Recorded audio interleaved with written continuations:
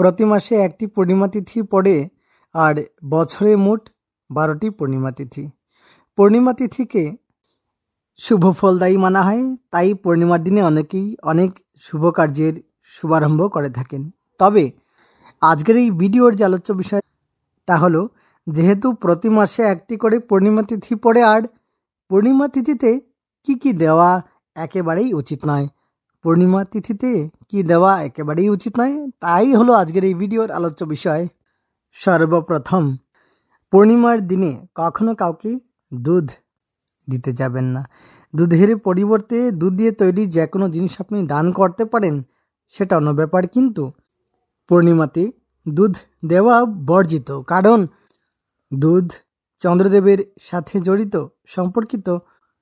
চন্দ্রদেব মনের কারক এবং মানসিক শান্তির উপর তার প্রভাব পড়তে পারে, তাই পূর্ণিমাতে দুধ না দিলে ভালো হয়।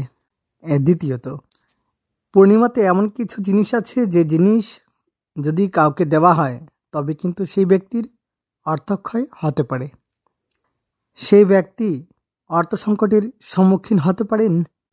সাধারণ হলেও এই জিনিসটির গুরুত্ব অধিক, এবং সেই জিনিসটি হলো লবণ বা সল্ট।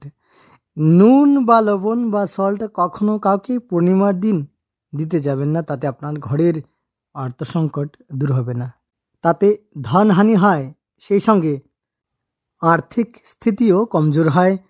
তাই পূর্ণিমাতে কখনো কাউকে লবণ বা সল্ট বা নমক দিতে যাবেন না।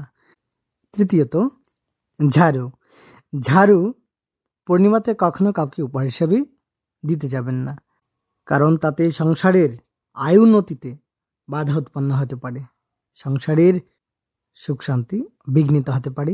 চতুর্থত, শস্য তেল পূর্ণিমাতে কখনো কাউকে তেল দেওয়া উচিত নয়, কারণ তাতে সেই ব্যক্তির আর্থিক স্থিতি কমজোর হয়।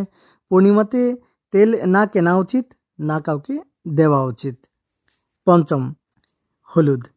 গুঁড়ো হলুদ হোক বা কাঁচা হলুদ, পূর্ণিমাতে কখনো কাউকে হলুদ দিতে যাবেন না, কারণ হলুদ মাতা লক্ষ্মীর প্রতীক।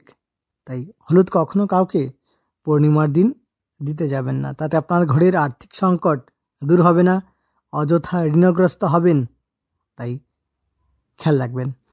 তাহলে আজকের জন্য এ পর্যন্তই।